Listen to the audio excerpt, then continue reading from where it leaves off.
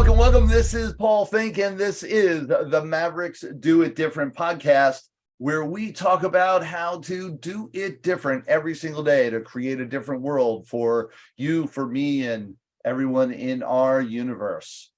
This is the Maverick universe to create a difference for all of us. And today we have someone special joining us who has been creating that difference for a while for people in the sales arena, or for all those people that should be knowing how to sell.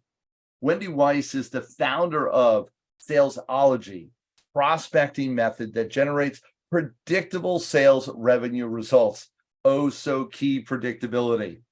Wendy has helped over 775 businesses increase qualified appointments and sales faster, more easily, and more profitably than you were before, that's for sure. Author of the Sales Winner's Handbook, Essential Strategies to Skyrocket Sales Performance, and Cold Calling for Women, Opening Doors and Closing Sales. Former ballet dancer, Wendy believes everything she knows in life and business she learned in ballet class. We'll talk about that. From warm-ups to rehearsals, she shows her clients how to perform their best and close all the sales that they need. Business owner of sales professional can be difficult these days. We all know that. So much to do, so little time to get real in tracking down the resources you need so you can eliminate your frustration and create so much more in your world. We've got some great gifts for you. I want you to stay tuned and pay attention because we'll talk about the gift in just a moment. Right now, I want to bring Wendy on so we can get busy with the conversation. Wendy Weiss, welcome to the program. Welcome to the podcast. Well, thank you for that fabulous introduction, Paul. I am so happy to be here with you. It's really exciting to have you here. I am a firm believer in sales. It's how I got my start. It is the cornerstone for what I know every business needs, and yet so few pay attention to it. And that's where you come in. And we've talked about some of the things that you can bring to the table. And so let's just get right into the weeds, if you will. They want to produce qualified appointments in sales. How do they do that? And I understand you've got some great methodology to make that happen. I do. I have a very simple 3-step method that increases qualified appointments in sales. And it's what I learned in ballet class. Let me explain.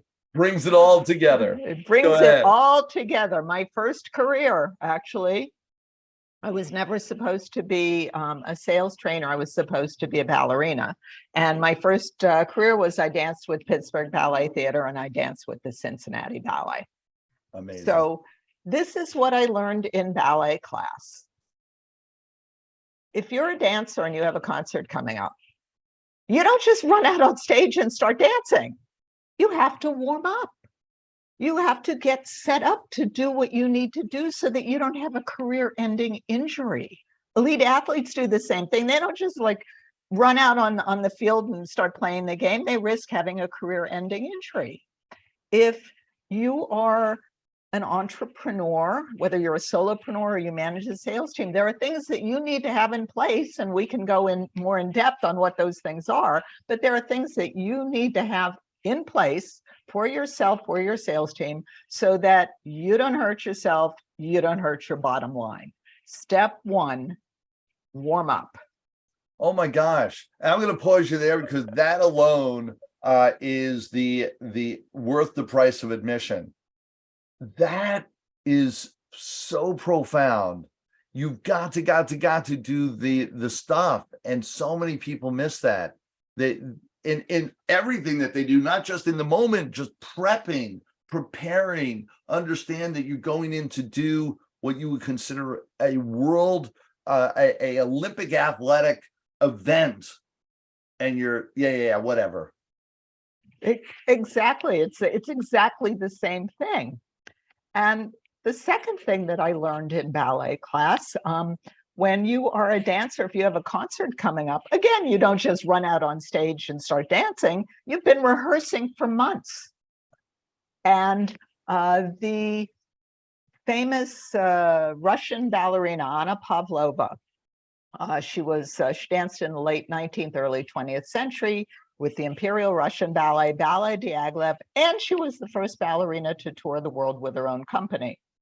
Anna Pavlova trained for 8 years at the Imperial Russian Ballet School before she ever joined the Imperial Russian Ballet.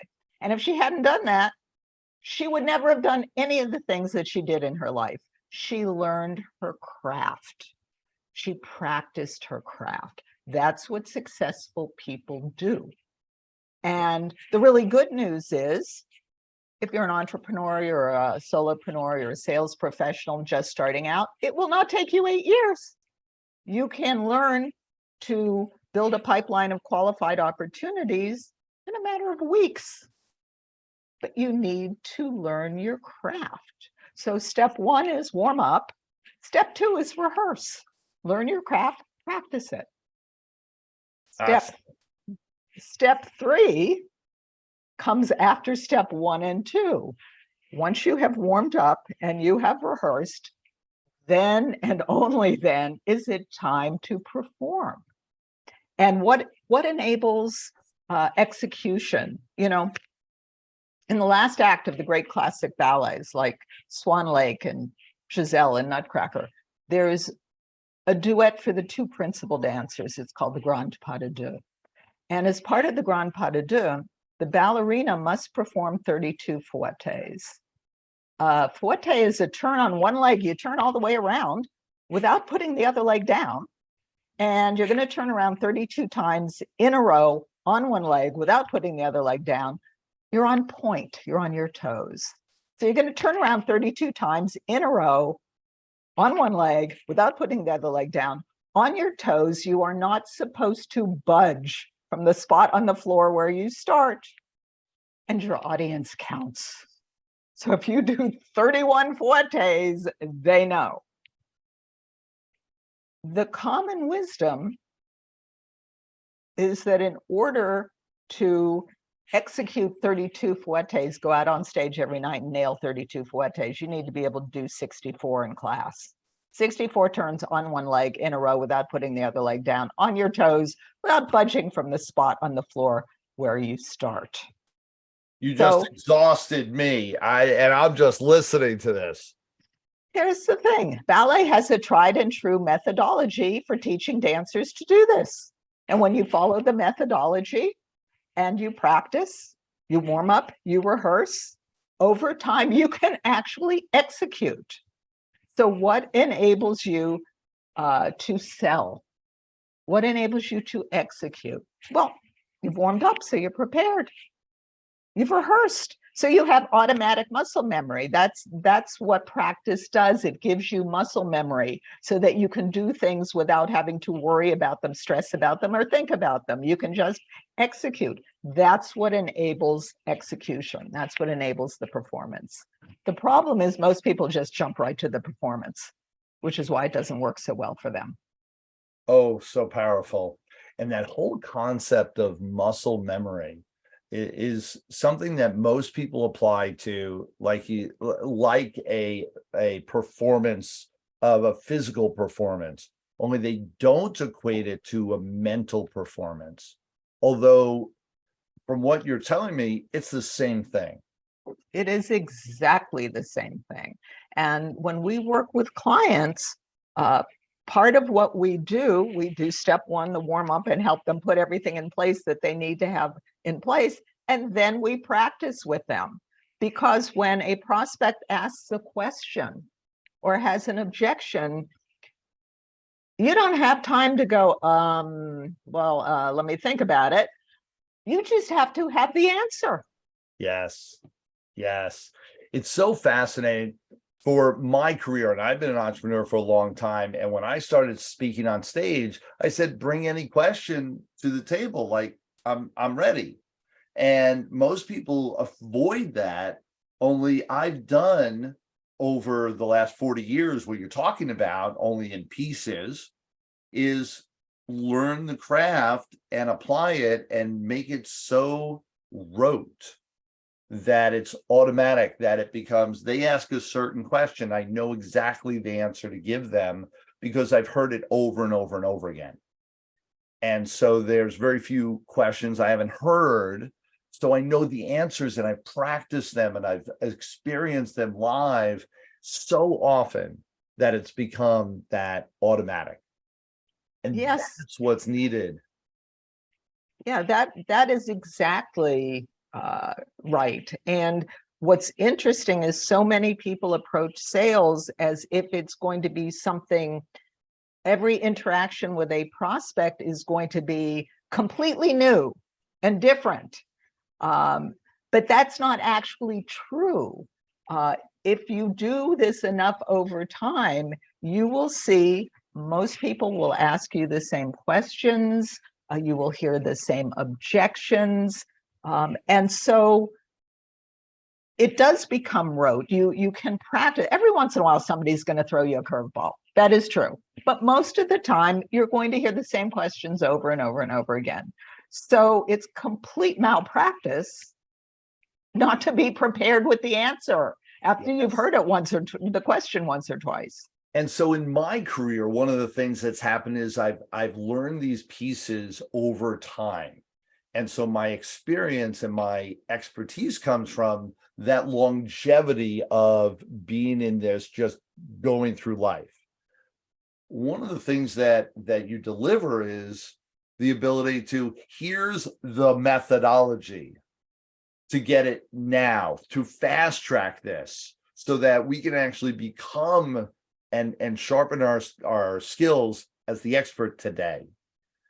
Does that make sense? Absolutely. And that's really the secret to increasing sales quickly, is to have that process, that methodology, because if you're doing the same thing over and over again and you track what you're doing, you know how you're doing, you can tweak it and make it better.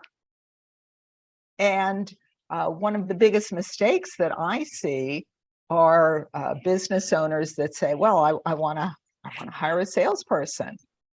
And I say, great, what do you have in place for them? And the answer so often is nothing. Yes. Yeah. So even the business owner that doesn't want to be the salesperson needs to know the methodology and know how to bring a salesperson from start to the end result of getting sales long before they hire somebody. Absolutely. And you know, Paul, I am on a mission to stamp out the myth of the born salesperson, because this myth, you know, that somehow there are these people out there, they're just born and they know what to say and they know what to do. This is a myth. Yes. It's not true.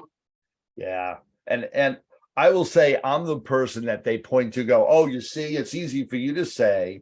And yet they don't recognize the fact that I have read like everything, studied everything, been through tens of hours, hundreds of hours of class time in teaching just the sales components to learn to do what I do.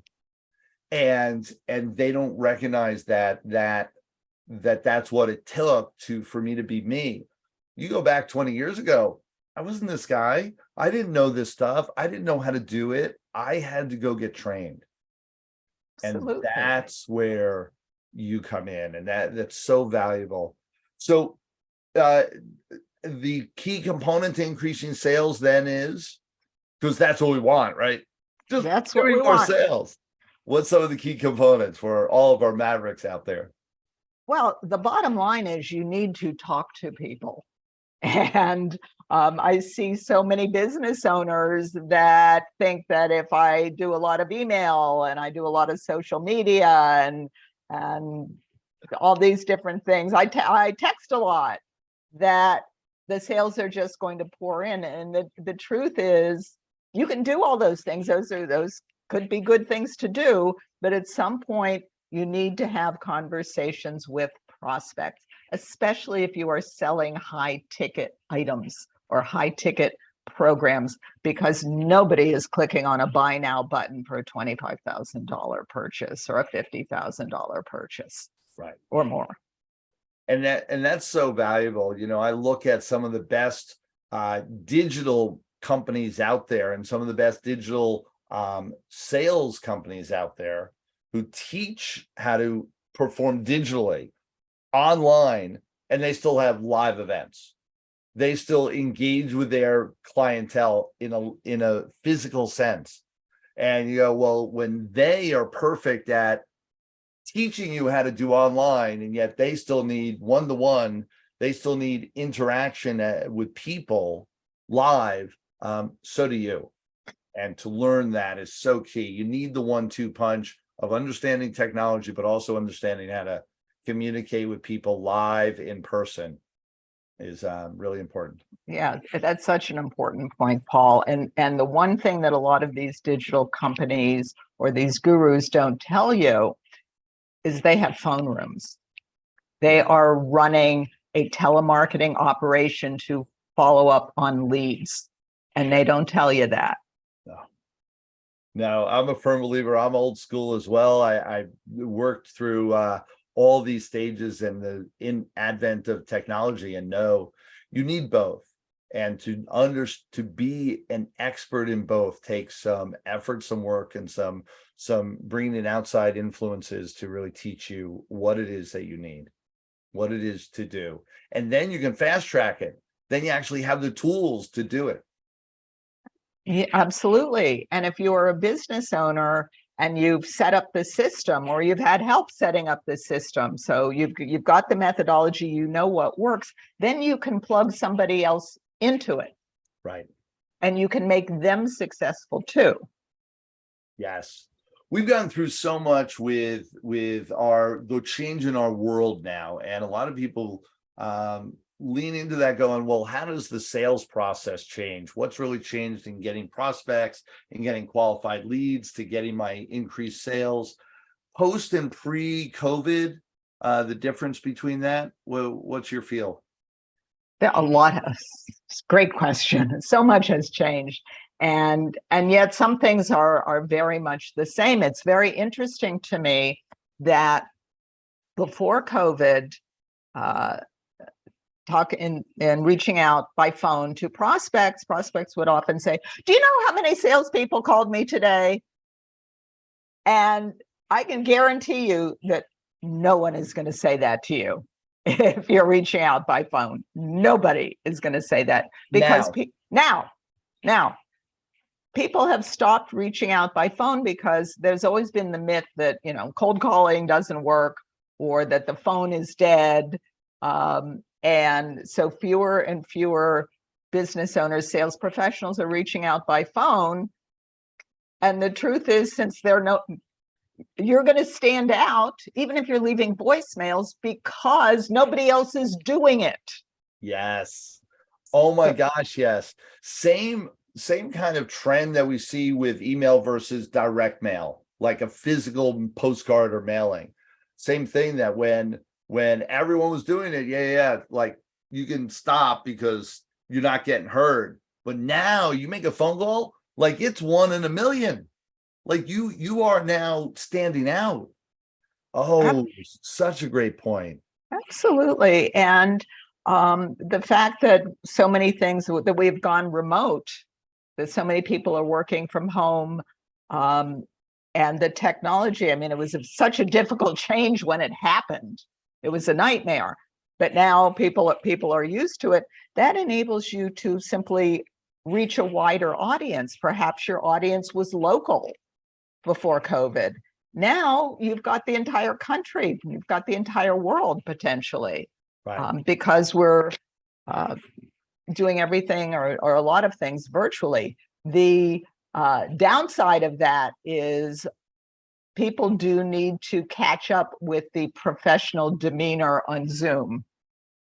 The first few weeks, when it was complete chaos and nobody knew what they were doing, if you were sitting in your bed in your pajamas, you were forgiven. Right. But today that really doesn't fly. So we need to have the the more professional demeanor. And selling on Zoom or selling over video is actually different than selling face to face. It's harder to read cues. It's harder for your prospect to read and understand what you are saying. So it's important to get some training on how to sell on video, because it's different. And and I haven't heard your training on this. You train on this, on how to teach and engage on video versus not?